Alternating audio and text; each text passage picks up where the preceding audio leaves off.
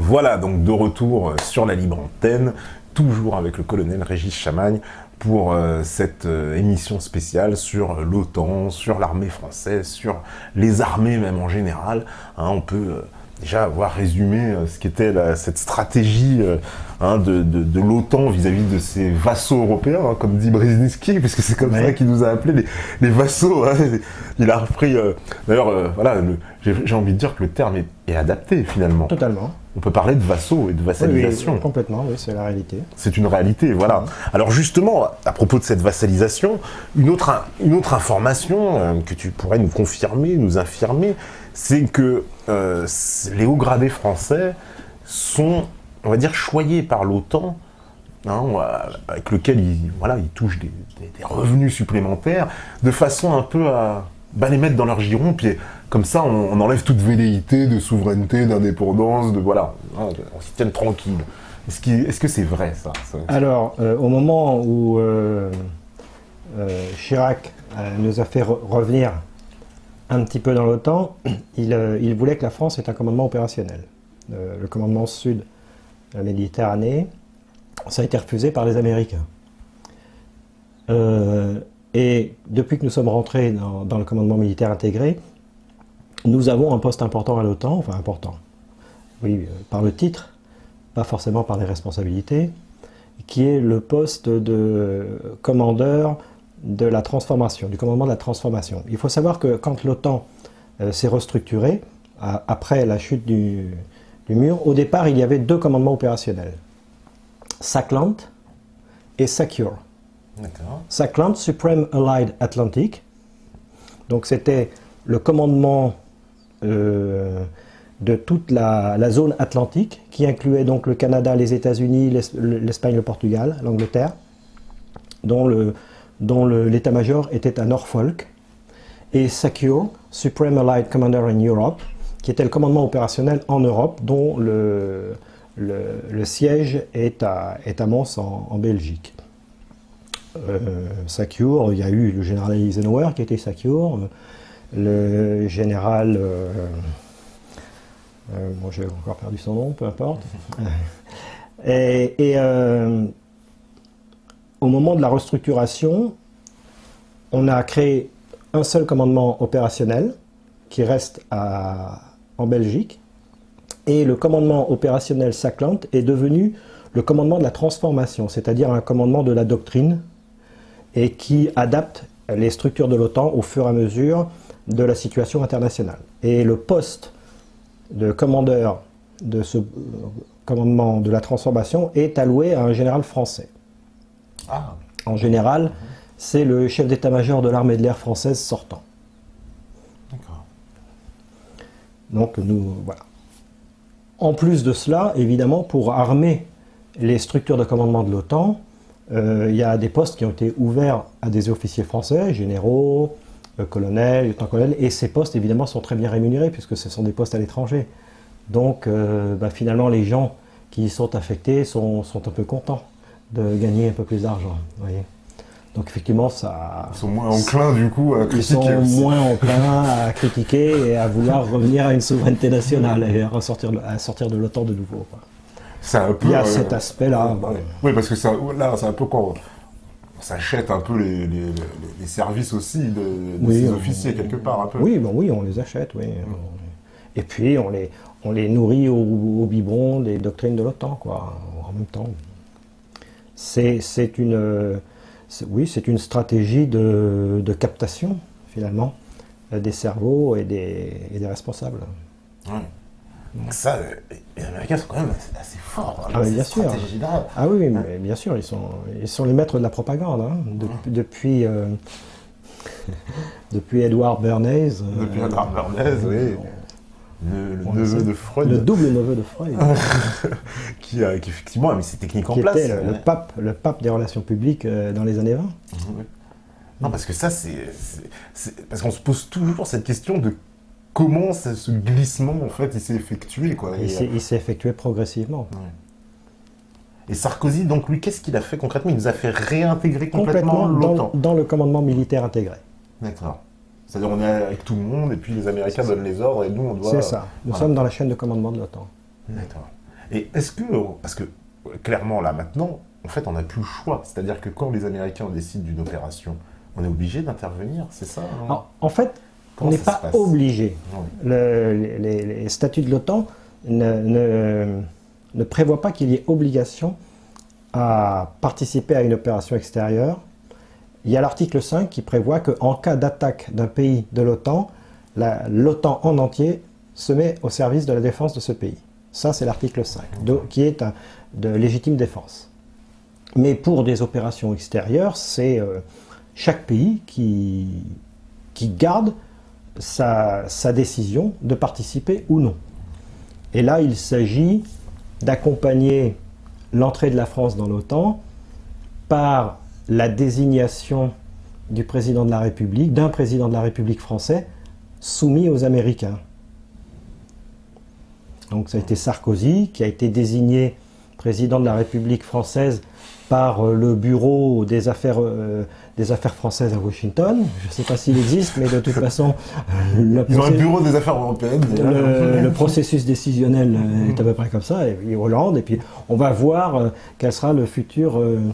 la personne qui sera désignée pour 2017 par le bureau des affaires françaises à Washington. Oui, parce que clairement, soyons clairs, justement dans cette politique, il y a eu continuité totale de Sarkozy à Hollande. Ah oui, oui, complètement. Absolument aucun changement. C'est bonnet blanc, blanc bonnet. Voilà, on peut dire que là, c'est vraiment la continuité dans le changement, comme on aime. Mais là, vraiment, on est dans la plus continuité totale. Donc la France reste complètement soumise. Alors, on a participé depuis, justement, maintenant à ces guerres, puisque en 2003 on y a échappé finalement à la guerre d'Irak avec ce sursaut qu'on évoquait tout à l'heure. Sarkozy-Villepin, oui. Voilà. Mais depuis, on est complètement alignés, nous sommes complètement alignés sur la Libye, sur la Syrie, sur toutes les opérations menées par les Américains, sur l'Ukraine. Sur l'Ukraine, oui. Puisque nous avons déployé des rafales dans les pays baltes à un moment donné. Ouais. C'est quoi ça? C'est des rodomontades un peu ce qu'on a vu là? On a vu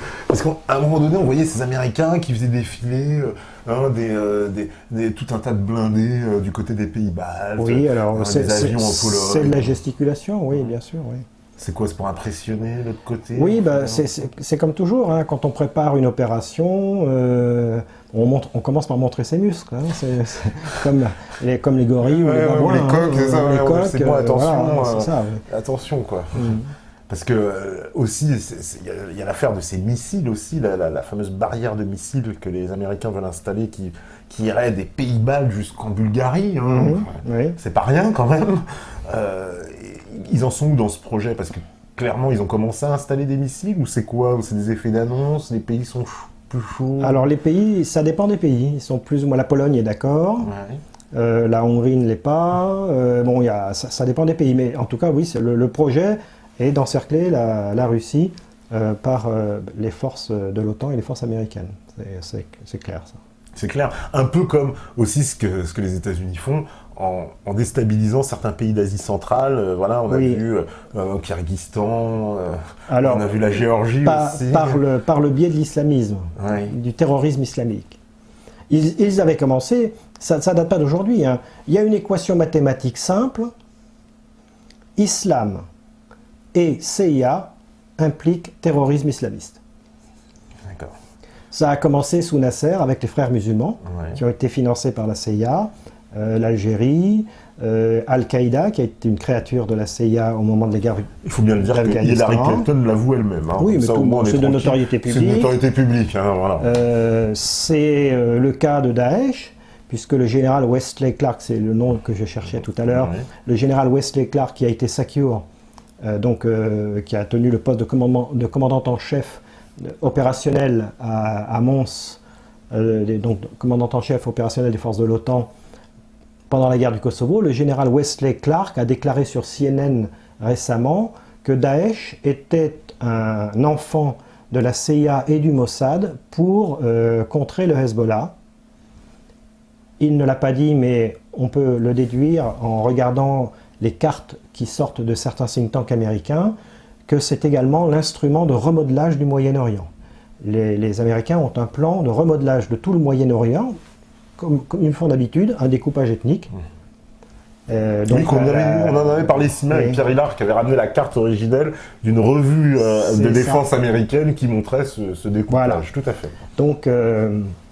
Donc c'est dans le plan américain. Cette information a été confirmée par le général Flynn, qui a démissionné de son poste de patron de la DIA. La DIA, c'est la Defense Intelligence Agency, c'est l'équivalent de la DRM en France. C'est quoi la CIA de l'armée en fait? Non, c'est le renseignement, mais c'est la direction du renseignement militaire, comme la direction du renseignement militaire en France. C'est exactement l'équivalent. Et le général Flynn a également déclaré que Daesh était une créature des États-Unis. Voilà. Donc après, on peut se poser la question de la lutte contre Daesh. Mais voilà, clairement, parce que cette lutte contre Daesh, alors justement... Jusqu'à présent... On nous parle de frappe aérienne, justement, ça tombe bien, c'est quoi ces frappes aériennes? Alors c'est quoi? Alors, il faut d'abord préciser certains principes stratégiques. En matière d'opération aérienne, il y a un principe stratégique fort qui est qu'il faut qu'il y ait une unité de commandement. Les Américains en ont fait la douloureuse expérience au Vietnam. Il y avait 7 commandeurs opérationnels qui avaient leur propre stratégie. Et donc il n'y avait pas d'unité stratégique, et on a vu le résultat. Une perte de moyens, un gaspillage de moyens, des bombardements sans cohérence, sans aucune idée stratégique. Et donc, après la guerre tirant les enseignements de la guerre du Vietnam, l'US Air Force a développé le concept de JFAC, Joint Force Air Component Commander, c'est-à-dire le commandeur unique de toutes les forces aériennes. Ce concept a été mis en œuvre pour la première fois au cours de la première guerre du Golfe. Il y avait un seul patron de toutes les forces aériennes de la coalition, que ce soit des armées de l'air en présence ou des avions qui décollaient c'est un Américain qui décidait, par exemple, les Français qui étaient impliqués dans cette guerre. C'est ça, c'était sous commandement. Voilà. Donc un commandant unique. Que se passe-t-il en Syrie? Il y a plusieurs pays qui interviennent. Il y a la Russie qui s'est engagée aux côtés de la Syrie. Donc on peut penser que les Russes et les Syriens, eux, ont un commandement unique pour les opérations aériennes. Ce commandeur opérationnel est en particulier responsable de la coordination de tous les mouvements aériens au-dessus du théâtre. Donc entre autres pour éviter les problèmes de tirs fratricides ou de conflits potentiels entre des avions amis. Là, on apprend que la France, de façon autonome, décide d'aller frapper un objectif. Donc c'est contraire au principe élémentaire de la stratégie aérienne.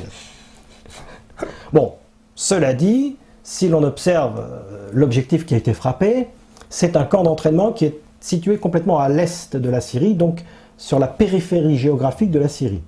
L'attaque a été menée depuis une base des Émirats, située aux Émirats Arabes Unis. Une base que Sarkozy avait ouverte à l'époque, c'est ça. Ouais. Donc ils ont fait l'aller-retour depuis les Émirats Arabes Unis pour bombarder cet objectif complètement situé à l'est de la Syrie. Donc périphérique d'un point de vue géographique. Mais c'est également un élément périphérique du système.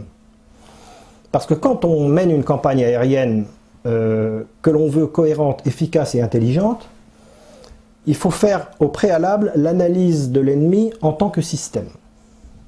Et dans un système c'est un ensemble d'éléments en interaction dynamique orientés en fonction d'un but. C'est ça un système. Donc on analyse l'ennemi sous cet angle-là. Et dans un système, il y a des éléments centraux, stratégiques, et il y a des éléments périphériques. Un centre d'entraînement, dans le cas de Daesh, c'est un élément périphérique du système. C'est quelque chose qui ne pèse pas grand-chose dans le système. Donc la France est allée bombarder un centre d'entraînement, probablement vide, puisque Daesh est une créature des États-Unis, que la France agit sous l'ordre des États-Unis, on n'allait pas aller tuer des gens qui sont la créature des États-Unis. Donc probablement, je dirais que la probabilité est très importante que probablement le camp d'entraînement avait été évacué au préalable. Donc finalement, on a envoyé 5 rafales avec un ravitailleur en vol pour leur donner du pétrole le long du voyage, et un Atlantique pour faire le PC volant et un peu de renseignement, pour détruire des casemates, des baraquements vides, quoi, en gros. D'accord.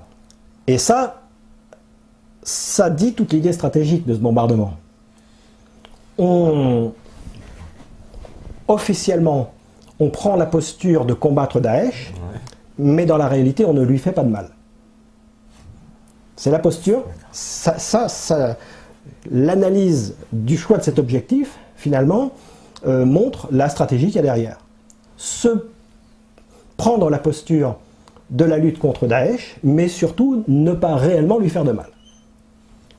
C'est ça la position de la France. Donc là, on a décrit la position de la France et des États-Unis et de l'OTAN dans le cadre de la lutte contre Daesh. En parallèle, les Russes et les Syriens, eux, mènent une réelle guerre contre Daesh, qui porte ses fruits. Les Russes ont commencé par attaquer un poste de commandement dans la ville d'Alep. Il faut reprendre la ville d'Alep, donc l'objectif est de reconquérir progressivement le terrain conquis par Daesh, et donc là, les éléments stratégiques du système, ce sont les postes de commandement et les centres logistiques importants. Donc les Russes ont commencé par détruire un poste de commandement. Ils ont tué, d'après les informations, 38 personnes. Bon, c'est de l'information de guerre, donc à prendre avec des pincettes, hein, parce qu'on sait bien que toute information de guerre peut être de la propagande. Donc. Mais en tout cas, la volonté est claire. C'est une volonté de détruire Daesh, et ils s'y prennent de la façon dont il faut s'y prendre. Intelligente, en analysant les points de vulnérabilité stratégique de l'ennemi, et en frappant ces points de vulnérabilité.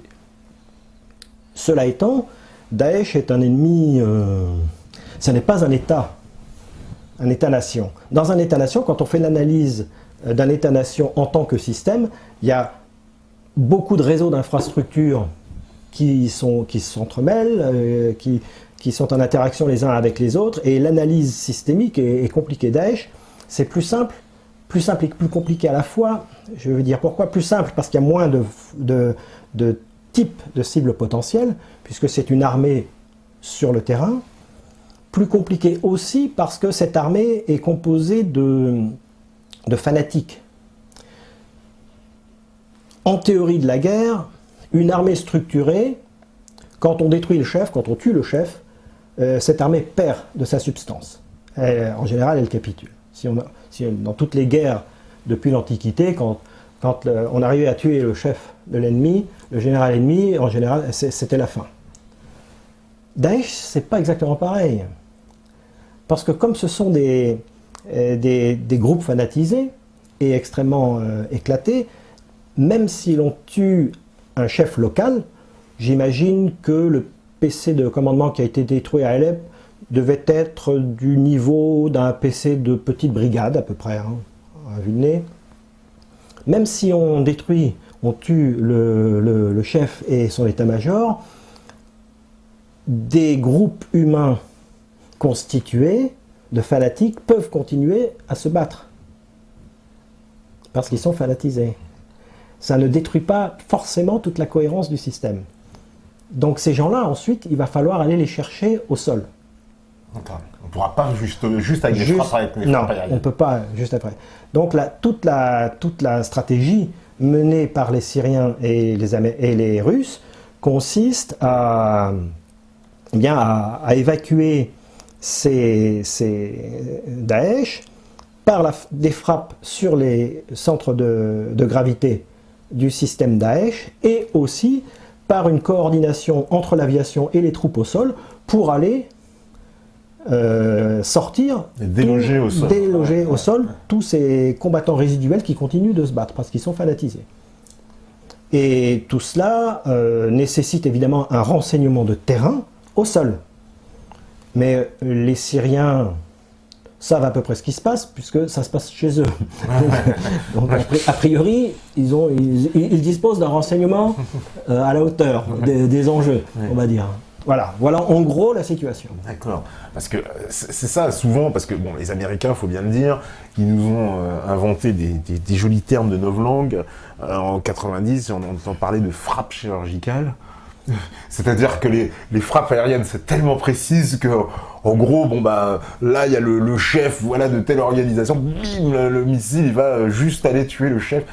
C'est quoi la réalité de ces frappes aériennes, en fait, parce que c'est une stratégie quand même américaine qu'ils ont utilisée partout. Il est vrai, ça c'est un fait, il est vrai que la précision des frappes aériennes a considérablement augmenté en 40 ans. Pour vous donner un exemple, au cours de la Seconde Guerre mondiale, pour détruire un objectif de 20 mètres sur 30, avec une probabilité de 90%, il fallait 9000 bombes en moyenne. À partir de bombardiers de type B-17, bombardant en moyenne altitude. C'est la statistique. Le cercle d'écart probable, c'est-à-dire la précision des frappes, était de 1100 mètres. C'est-à-dire que dans un rayon de 1100 mètres, vous aviez la moitié des bombes et la moitié des bombes à l'extérieur. C'est ça que ça veut dire un cercle d'écart probable. C'est une variance. C'est un élément statistique. Hein. Et aujourd'hui, le cercle d'écart probable d'une bombe guidée laser est de 2 mètres, 3 mètres.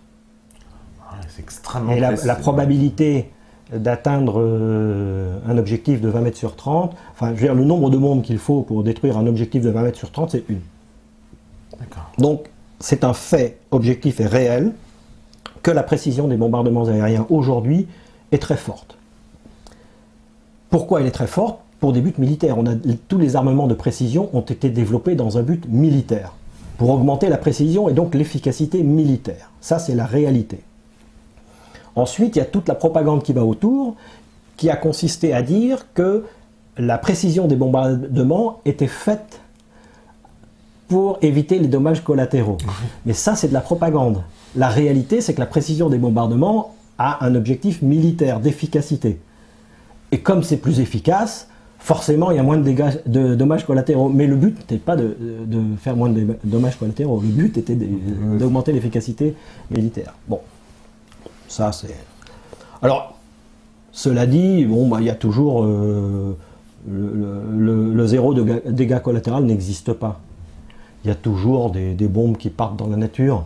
Il suffit que quand vous larguez une bombe, il y ait une ailette qui se détache parce que rupture mécanique, ou la bombe part en vrille, elle part n'importe où. Et vous avez beau avoir un guidage laser, vous allez la retrouver à 4000, 5000 mètres du point. Du point, d'accord. Bon, mais ça, c'est un effet enfin, c'est une probabilité. Donc le zéro dégât collatéral n'existe pas. Mais il y a vraiment, alors, donc, parce que les politiques de bombardement, dire de l'OTAN, justement, c'est, j'ai envie de dire, c'est le point d'orgue de toute leur stratégie. À chaque fois, on nous parle de bombardement aérien. Oui. Alors, en Yougoslavie particulièrement, on a utilisé cette technique de bombardement aérien. C'est quoi, d'ailleurs, la Yougoslavie, c'était plus quoi, dans un but de terroriser la population? Parce que, clairement, après la guerre, enfin, moi, ce que j'ai vu des statistiques, c'est que les objectifs militaires n'avaient pas été atteints, que Milosevic, en gros, la Serbie, elle avait encore son armée, quoi. Oui, mais l'objectif en Serbie, c'était de faire plier Milosevic. Voilà. Ouais. C'est-à-dire, c'est à partir du moment où on a ciblé des objectifs qui étaient directement liés à la famille Milosevic, qu'il a commencé à plier, quoi. L'objectif d'une campagne aérienne n'est pas de détruire des troupes au sol. Ça peut être ça. En l'occurrence, pour Daesh, ça va être ça. Détruire les postes de commandement, détruire l'armée au sol, détruire les centres de logistique, détruire les unités blindées mécanisées s'il y en a, de première ligne, oui, parce que le système Daesh est ainsi fait.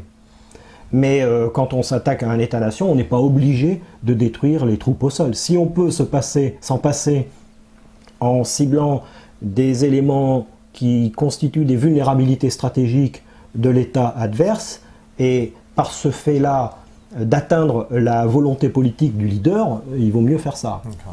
Donc tout repose sur l'analyse, les objectifs. L'objectif dans une guerre, c'est toujours de faire plier le général ennemi, le décideur ennemi.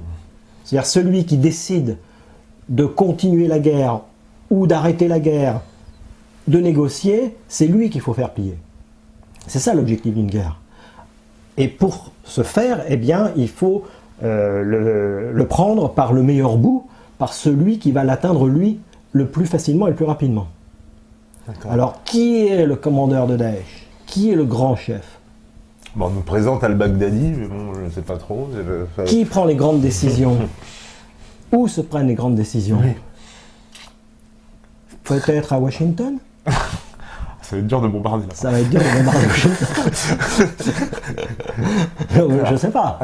Mais bon, c'est une possibilité.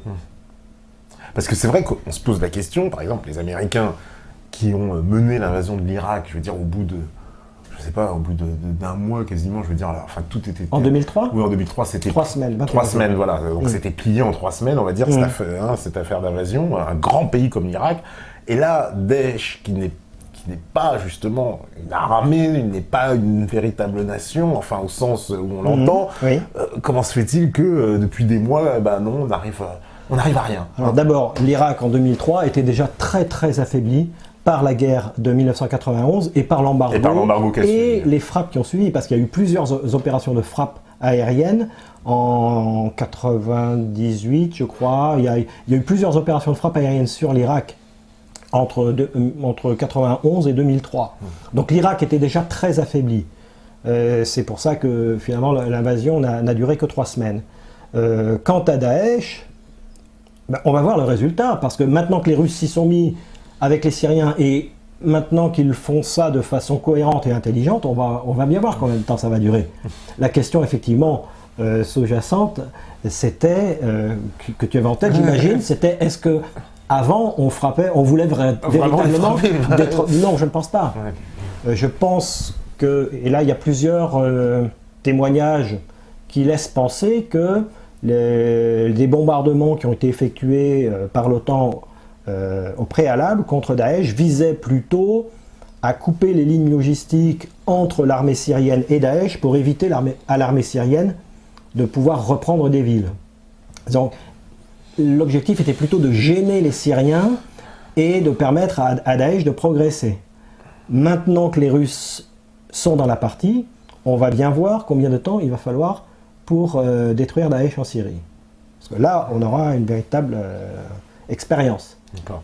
Les Américains, ils ne se tenteront pas quand même. On sait qu'ils vont savonner la planche par derrière, parce que j'ai vu qu'ils essayaient déjà de mettre la pression à la Grèce, à la Bulgarie, pour empêcher le survol de leur territoire par des avions russes. Enfin bon. Oui, non, mais ça, c'est... Enfin, je veux dire, les avions russes Là, c'est un jeu diplomatique, si tu veux, parce que la Syrie a demandé l'autorisation de survol de la Grèce, de la Bulgarie, pour tester qui est avec moi.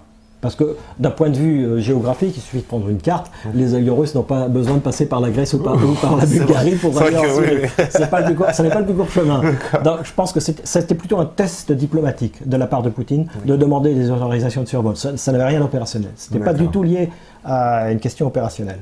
D'accord, parce que alors justement, dans ce grand jeu, il y a un grand pays, c'est la Turquie, qui fait partie de l'OTAN. Oui. Quel est un peu le jeu de la Turquie? Parce que depuis le début, on a l'impression qu'ils jouent presque un double jeu, les Turcs. Alors, le jeu de la Turquie est très bizarre. D'un côté, ils ont demandé... vous savez qu'actuellement, la Turquie est membre dans l'OCS, dans l'Organisation de coopération de Shanghai. C'est comme des poupées russes, des poupées gigognes. Il y a 3 cercles. Le premier cercle, ce sont les pays membres, est constitué des pays membres.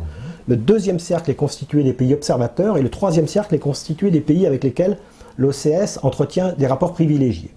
La Turquie fait partie du troisième cercle. Elle avait demandé à entrer dans le deuxième cercle comme pays observateur pour, in fine, entrer en tant que pays membre dans 2-3 ans.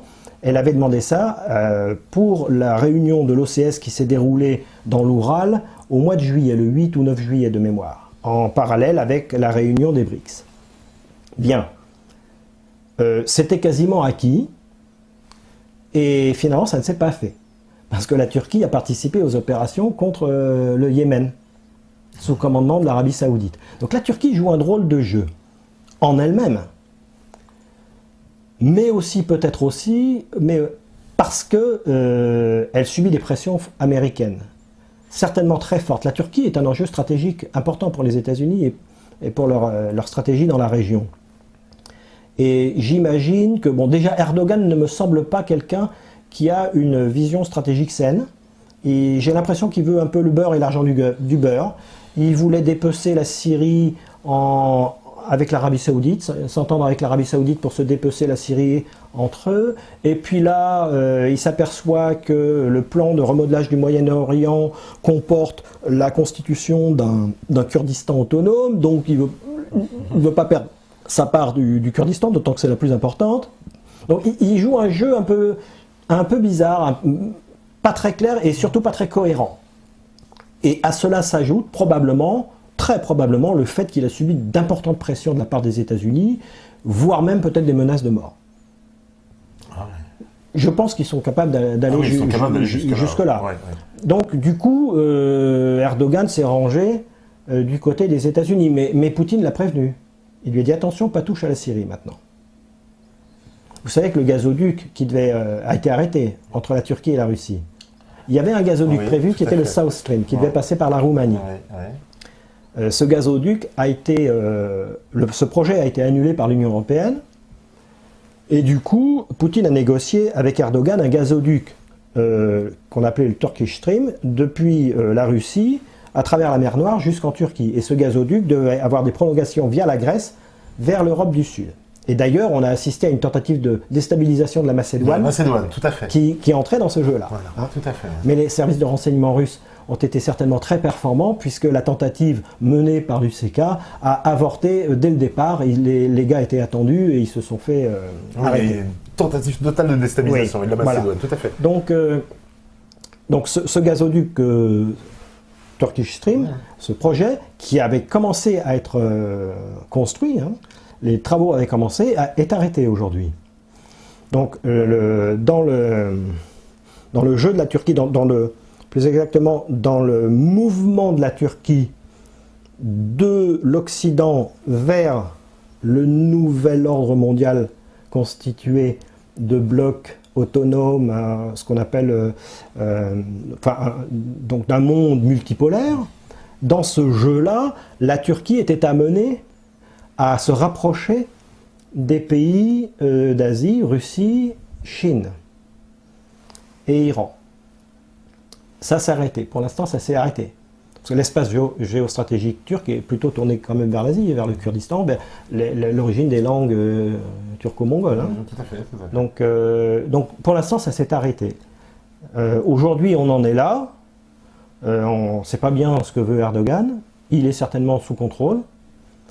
Mais Poutine lui a clairement dit que son jeu avec la Syrie, il fallait que ça s'arrête. D'où en plus l'insistance des États-Unis à vouloir faire entrer la Turquie dans l'OTAN. Dans l'Union européenne. Dans l'Union européenne, oui, bien sûr.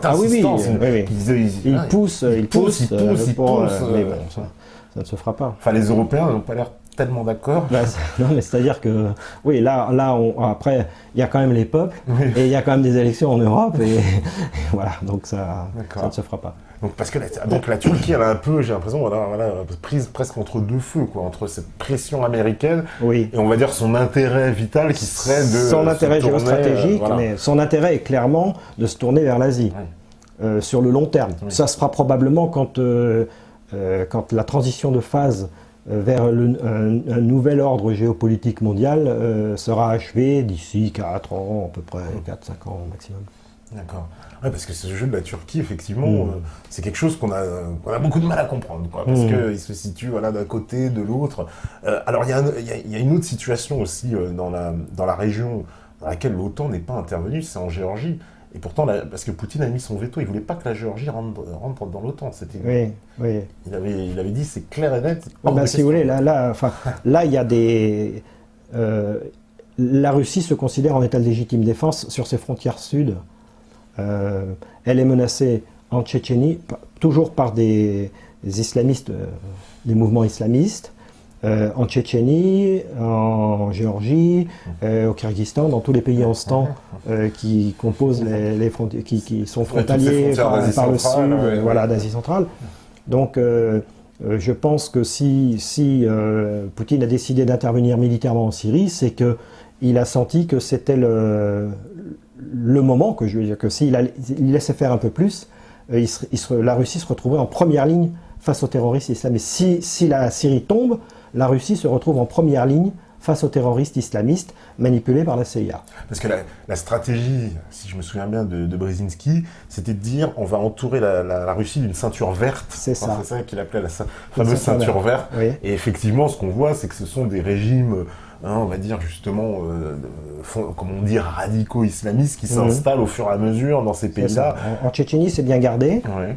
Oui, parce qu'il a intervenu. Oui. Intervention qui était très mal vue en Occident. Oui, on comprend aujourd'hui, mais on comprend mieux aujourd'hui. Aujourd'hui, avec le recul, mais à l'époque, c'est vrai que Poutine paraissait, Ouais. je vais pas, pardonne-moi, mais pour un salaud, en se disant, il intervient là-bas, il martyrise les Tchétchènes, etc.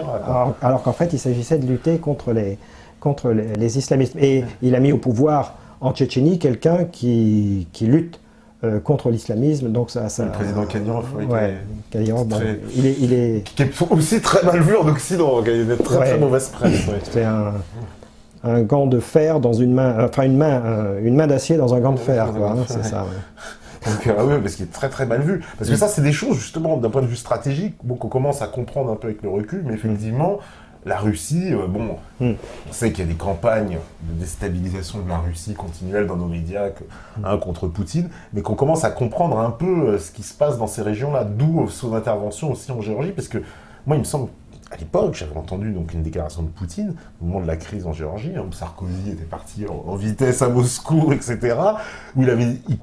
clairement, où il disait, si l'OTAN veut la guerre, ils auront la guerre. C'est-à-dire qu'on était arrivé à un point... à partir du moment où les intérêts vitaux sont menacés, il n'y a plus d'autre choix.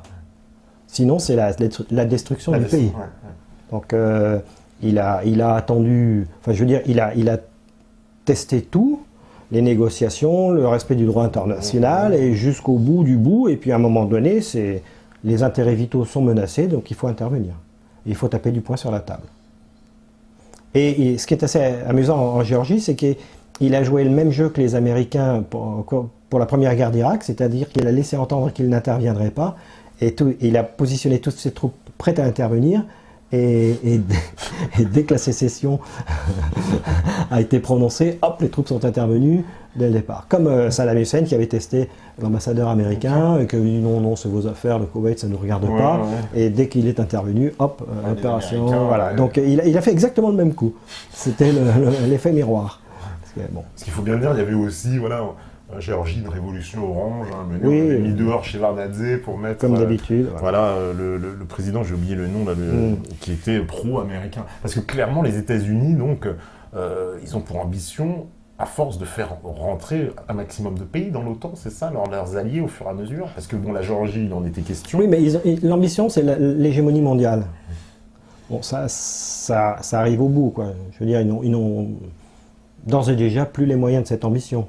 Mais ils continuent à vouloir... je pense que là, il y a une question peut-être qui relève de la psychanalyse. Pourquoi ils continuent vis-à-vis de la Russie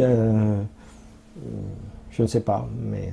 Souvent ils continuent. Il est évoqué le cas, aujourd'hui, qu'on évoque aussi, c'est le cas de la Chine, parce qu'il y a des grandes tensions en mer de Chine entre on le sait, la marine américaine et la marine chinoise. La marine japonaise au demeurant, mais qui est côté américain. Et il y a des grandes tensions aussi de ce côté-là en Asie du Sud-Est. Clairement, les menaces, les deux principales menaces pour les États-Unis, quand on dit menace, ça n'est pas pour la sécurité des États-Unis, c'est pour la sécurité des banquiers américains qui veulent posséder toute la planète. C'est ça la menace. Donc les grandes menaces pour les États-Unis sont actuellement la Chine et la Russie. La Chine d'un point de vue économique et la Russie d'un point de vue militaire. Et aujourd'hui, la Russie possède des armes défensives qui sont supérieures aux armes offensives américaines.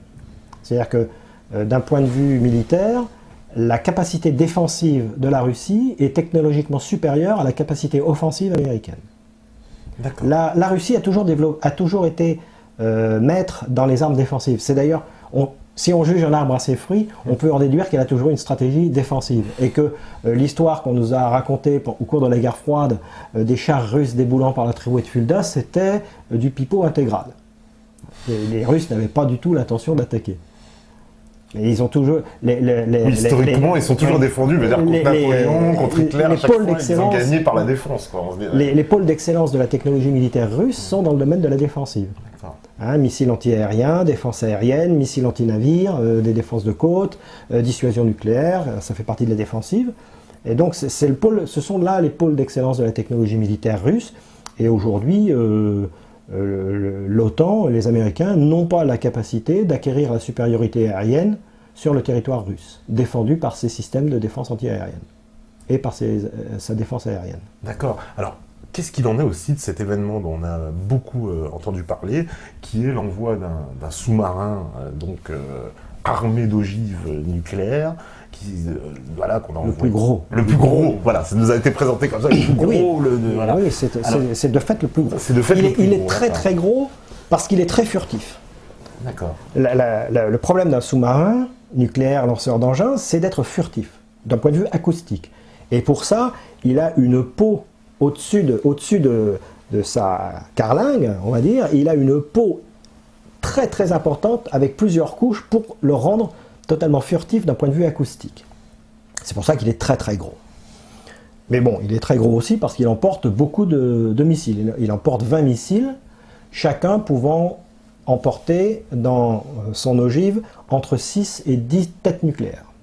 C'est-à-dire que ce sont et d'une portée de 10 000 km.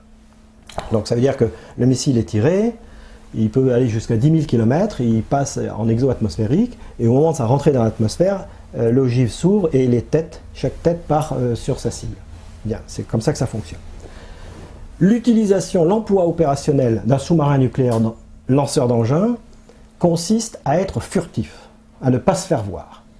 Il a sa zone d'opération et il doit être indétectable jusqu'au moment où on lui donne l'ordre de tir. À ce moment-là, il monte juste en dessous de la surface et il tire ses missiles. Donc il est assez bas, assez profond, il a une certaine profondeur, et quand il reçoit l'ordre de tir, il remonte à la surface, il reste juste en dessous, et là il tire ses missiles. C'est ça l'emploi opérationnel d'un sous-marin nucléaire lanceur d'engins. Donc annoncer qu'on envoie un sous-marin nucléaire lanceur d'engins dans une certaine région, en l'occurrence près des côtes syriennes, est d'un point de vue opérationnel et militaire totalement absurde. Parce que justement, il doit être furtif. Et comme ces missiles ont une portée de 10 000 km, l'espace maritime dans lequel ils peuvent se situer pour atteindre leur cible potentielle aux États-Unis est très vaste. Donc d'un point de vue militaire et opérationnel, dire « je vais positionner mon sous-marin nucléaire lanceur d'engins à tel endroit » est totalement idiot. Donc la raison n'est pas opérationnelle, elle n'est pas militaire. La raison est politique. En envoyant ce sous-marin à proximité des côtes syriennes, Poutine signifie en quelque sorte que la Syrie fait partie du sanctuaire russe. La dissuasion nucléaire repose aussi sur le concept de sanctuaire. Ne touchez pas à notre sanctuaire, sinon on vous balance des bombes atomiques. La doctrine de De Gaulle était claire à l'époque de la guerre froide. Il disait « le premier soldat russe qui pose un pied sur la rive occidentale du Rhin et Moscou est rayé de la carte ». C'est donc le sanctuaire.